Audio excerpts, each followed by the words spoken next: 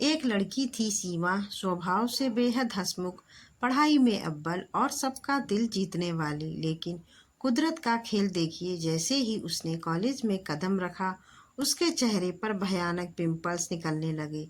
धीरे धीरे उसका पूरा चेहरा दानों और काले दाग धब्बों से भर गया। सीमा जहाँ भी जाती लोग उसकी काबिलियत या उसकी मुस्कान नहीं देखते, बल्कि उनके निशाने पर उसका चेहरा होता। शादी ब्याह के माहौल में तो जैसे रिश्तेदारों को एक मुद्दा मिल जाता। पड़ोस की आंटियां और दूर के रिश्तेदार फुसफुसाते, लड़की सयानी हो गई है, लेकिन इतने दाने हैं, इससे शादी कौन करेगा, कोई लड़का इसे पसंद नहीं करेगा। इन तानों ने सीमा के आत्मविश्वास को अंदर से तोड़ दिया। उसने सहेलियों के साथ बाहर जाना, कॉलेज के फंक्शन में हिस्सा लेना और यहाँ तक कि शादियों में जाना भी पूरी तरह बंद कर दिया।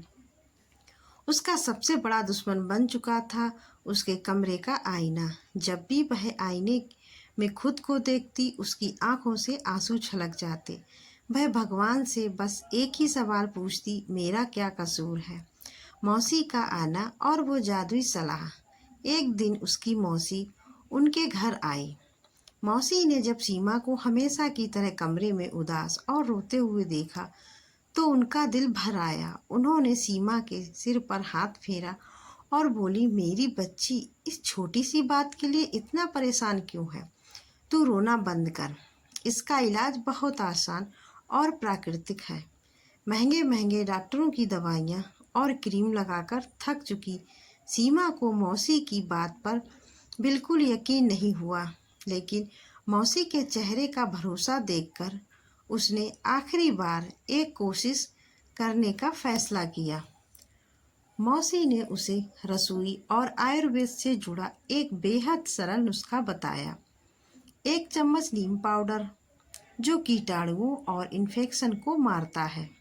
1 चम्मच मुल्तानी मिट्टी, जो चेहरे के एक्स्ट्रा ऑयल को सोखती है।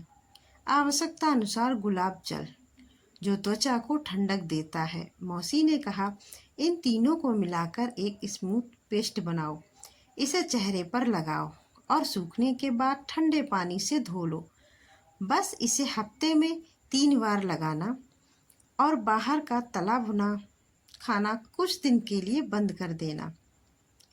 10 दिन का चमत्कार और बदला हुआ मंजर। सीमा ने पूरे नियम और भरोसे के साथ इस नुस्खे को आजमाना शुरू किया। पहले 3 से 4 दिनों में ही उसके चेहरे की जलन और सूजन कम होने लगी, और जब 10 दिन पूरे हुए तो जो हुआ उसकी कल्पना खुद सीमा ने भी नहीं की थी।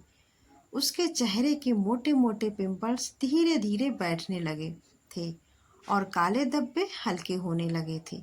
चेहरे पर एक प्राकृतिक चमक साफ दिखाई दे रही थी। सीमा का खोया हुआ आत्मविश्वास वापस लौट आया था।